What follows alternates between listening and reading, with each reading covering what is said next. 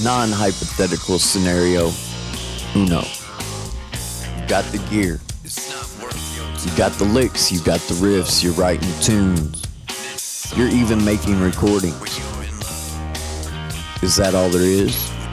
Non-hypothetical scenario dos. You've got tens of thousands of dollars of analog rack gear in your studio, or maybe it's a 64 channel analog console just to make YouTube videos because you're mixing as a hobby. Really? Those first two scenarios seem a bit like a lack of self-confidence to me. Or maybe the artist just doesn't know how to get his or her music out there. If you're a modern day musician or mixer in 2024, you live in an unprecedented time. You can get your music heard without having to have a nearly impossible to get record deal. So let's get started. Not only are we going to talk about getting your music on the streaming services and the distribution services you can use to help do that, but we're also going to talk about sync licensing. And even more than that, I want to talk about some things you need to be thinking about in the mixing and mastering process so your audio can compete with other music out there.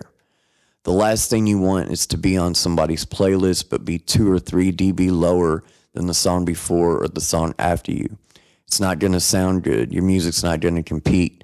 So we're going to talk about how to get your music loud enough. And we're also going to talk about some other things you need to be thinking about, like album artwork and just ways to expedite the process of uploading your music quicker so everything's ready to go when you're ready to release it. I make a lot of music here in my studio, so for me, it was a priority to find a music distribution service that could release my music to all the streaming services simultaneously.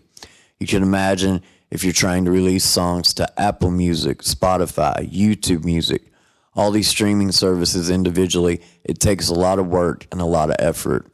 Just get a music distribution service. I use DistroKid, but there's a lot of them out there. And for a pretty low price, I pay $22.99 a year.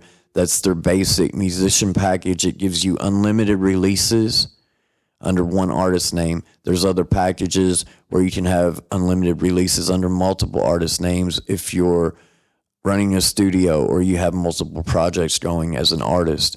Check around, find out what works best for you. I need to say also, this video isn't sponsored by anybody.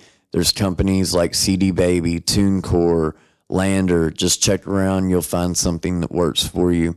And we're going to talk about some things you need to be aware of when you're getting ready to upload your music as well. Another option you definitely want to take a look at is sync licensing. Syncing is getting your music placed in movies, TV shows, or commercials, and there's various ways to do this. Sometimes the artist already has a connection to those industries, but there are several services that specifically deal with sync licensing. Companies like Taxi and MusicBed. The cost on these is going to be considerably higher than you would pay for CD Baby or DistroKid, but you're getting specific goals to shoot for with your music, and you get briefs detailing what the project is, and it's going to give you some things to think about when creating your music. It's a good option and very lucrative if you get good at it and get known. I want to take just a moment to talk to you about the channel. The channel's doing pretty well lately. I've got a couple videos that have done really well, but I'm still having to fight with this algorithm. It's not pushing all of my videos like I would like it to, and there's some things you can do to help me with that. Number one, watch the video all the way through, or as much of it as you possibly can. Also, hit that like button and leave me a comment. And probably the most important thing you can do to help me out is subscribe. I do a lot of music content. I make music. Every night I'm making music in my studio, and I release a lot of music. If you dig music content, studio content, like learning how to produce your music or work on your DAW or with analog outboard hardware, this channel's for you. Go ahead and hit that subscribe button, and we'll keep the content rolling out. I want to quickly touch on a few things you need to be thinking about when you're getting your music ready to upload to the streaming services. First of all, you need to have some album artwork. If you do any type of video editing, this is a very easy process. You don't even have to have a picture. You can just create a text graphic if you want to. I like to put a picture in my album artwork. And I do this with my video editor, same thing I use to create these videos.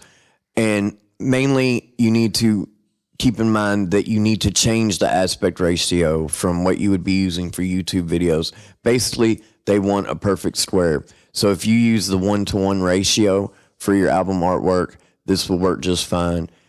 You can use any type of video editing software like Adobe or Final Cut Pro, whatever you like to use. Use that, create your album artwork, and you're going to have a much smoother process of getting your music uploaded.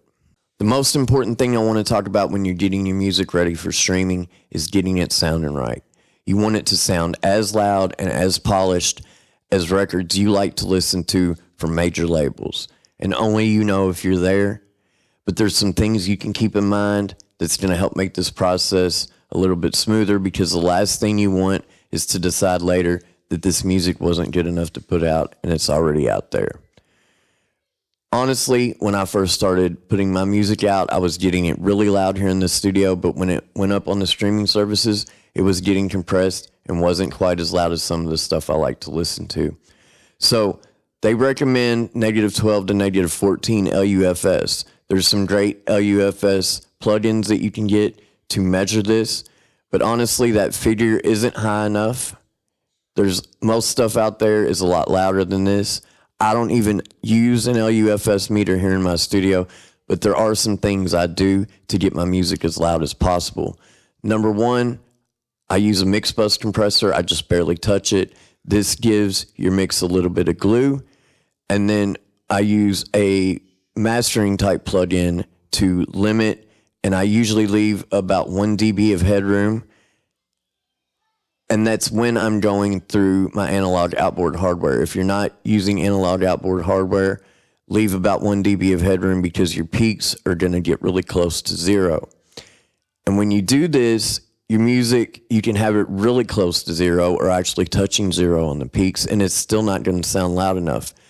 The way you negate this and make your music louder, even though it seems as loud as it can be on the mix bus without clipping, is to use saturation plugins. Saturation plugins are going to help you get your music sounding even louder, even when it seems to already be as loud as it can possibly get. That's my biggest tip for you. Put saturation plugins on your groups or on your buses, or put them on your individual tracks, however you like to do it, but get that music pumped up and loud, and it's going to sound a lot more impressive when you upload it to the streaming services. Before we wrap up, I just want to say that releasing your own music is a great way to get turned on to some really good new music. Since I've been putting out my own stuff, going on the streaming services and listening in the car has put some really good suggestions my way. Now, of course, not all of them are great, but the stuff I really like, and I wouldn't have got turned on to it any other way than releasing my own music. Also, if you dig the music you're hearing in this video, it's my new single called The Way You Move. You can check it out here. Thanks a lot for watching. We'll be back with another video again soon.